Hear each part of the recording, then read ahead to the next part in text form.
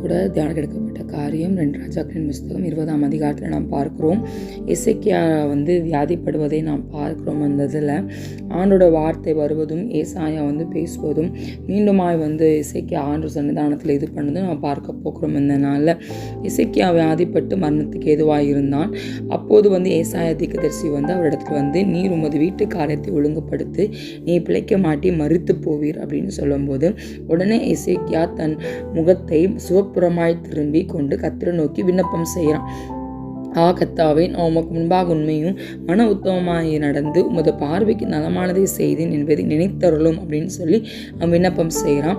ஏசாயா பாதி தூரத்துக்கு போகிறதுக்குள்ள திருப்பி கர்த்தருடைய வார்த்தை வருது. நீ மீண்டும் எசேக்கியாட்ட போ, நீ திருப்பி போய் அவன்கிட்ட சொல்லு, நான் உன்னை என்ன பண்ண, உன் விண்ணப்பத்தை கேட்டேன், உன் கண்ணீரை கண்டேன், இதோ நான் உன்னை குணமாக்குவேன் அப்படின்னு சொல்லி அவனுக்கு நீ சொல்லு அப்படின்னு சொல்லும்போது அதே போல் ஏசாயா போய் சொல்லுவார். சொன்னோன்னே பின்பு ஏசாயா என்ன பண்ணுவார்னா, அத்திப்பழத்தை அடைய கொண்டு வாருங்கள் என்றான். அதை அவர்கள் கொண்டு பிளவை மேல் பற்று போட்ட போது அவன் பிழைத்தான். 15 வருஷம் என்ன பண்ணார் அப்படின்னா, எசேக்கியாவுக்கு ஆயுசை கர்த்தர் கூட்டி கொடுத்தார் அப்படின்னு சொல்லி பார்க்கிறோம். இதில் எனக்கு ரொம்ப பிடித்தமான ஒரு வார்த்தை என்ன அப்படின்னா, உன் விண்ணப்பத்தை கேட்டேன், உன் கண்ணீரை கண்டேன்.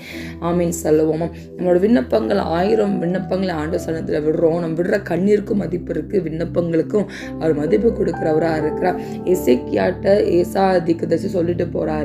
பாதி தூரத்திலேயே ஆண்டோட வார்த்தை மீண்டுமா என்ன ஆகுது, கடந்து வருவதை நாம் பார்க்க முடியும். கர்த்தரால் அவர் சொன்னதை அவரால் மாற்ற முடியும். ஆமேன்னு சொல்லுவோமா. இன்னைக்கு உங்களோட சூழ்நிலைகள் எப்படி வேணா இருக்கலாம். இன்னைக்கு ஆண்டவருடைய பிள்ளையாக இருக்கிற உங்களை பார்த்து இன்னைக்கு ஆண்டவர் உங்களுக்கு வாக்குறுதி கொடுக்குறா.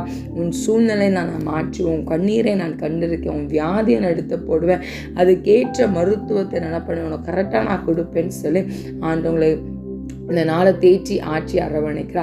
கர்த்தர் தாமே ஆசீர்வதிப்பாராக.